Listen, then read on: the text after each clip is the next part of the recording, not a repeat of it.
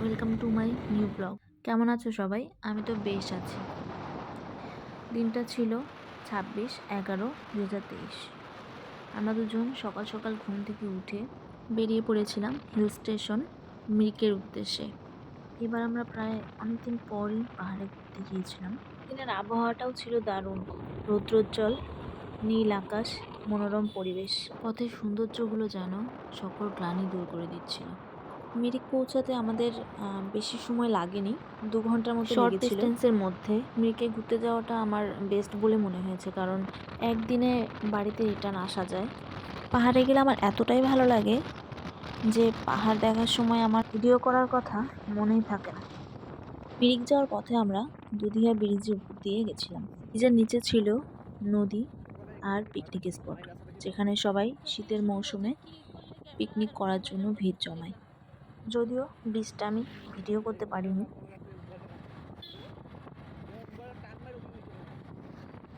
Dudhia bridge পার করে কিছু দূর যাওয়ার পর আমরা প্রবেশ করি পাহাড়ে। পাহাড়ে যত উপরে উঠছিলাম, পাহাড়ের সৌন্দর্য যেন বেড়েই যাচ্ছিল।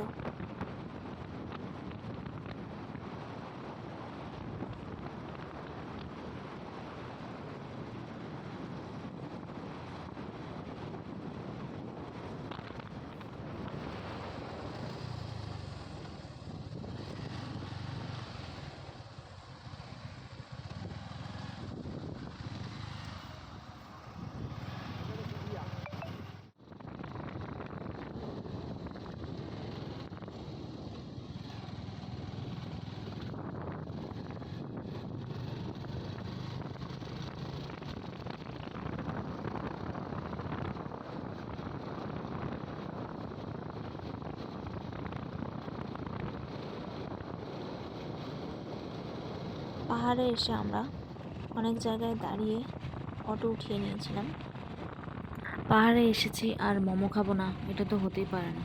তাই একটা জায়গায় দাঁড়িয়ে মোমো খেয়ে নিয়েছিলাম, আর মোমো খেতে খেতে পাহাড়ের দৃশ্যগুলো উপভোগ করছিলাম। আমার কাছে মিরিকের সব থেকে সুন্দরতম রাস্তা এটা। পাহাড়ের গা বেয়ে নেমে আসা চা বাগান আর পাইন গাছ আর আঁকাবাঁকা রাস্তা মিরিকের সৌন্দর্য যেন আরো দ্বিগুণ করে দিয়েছে।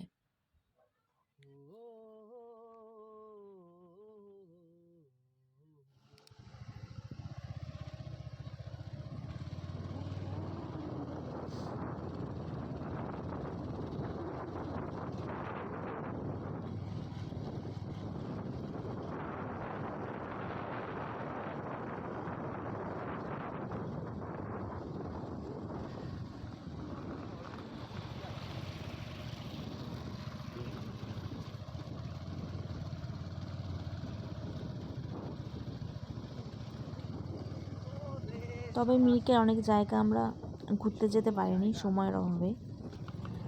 আমরা মিরিক লেকে চলে গেছিলাম। ওখানে গিয়ে আমরা দুপুরের লাঞ্চটা সেরে নিয়েছিলাম। দুপুরের লাঞ্চ সেরে আমরা মিরিক লেকের আশেপাশে সব ঘুরে দেখেছিলাম। তারপর আমরা ওখান থেকে বাড়ির দিকে রওনা হই। যদিও মিরিক লেকের ভিডিও আর বাড়ি ফেরার ভিডিও করতে পারিনি, তার জন্য দুঃখিত। তবে মিরিক ঘুরে আমার দারুণ লেগেছে। সবার যদি আমার ব্লগটা ভালো লাগে অবশ্যই জানাবেন। সবাইকে টাটা।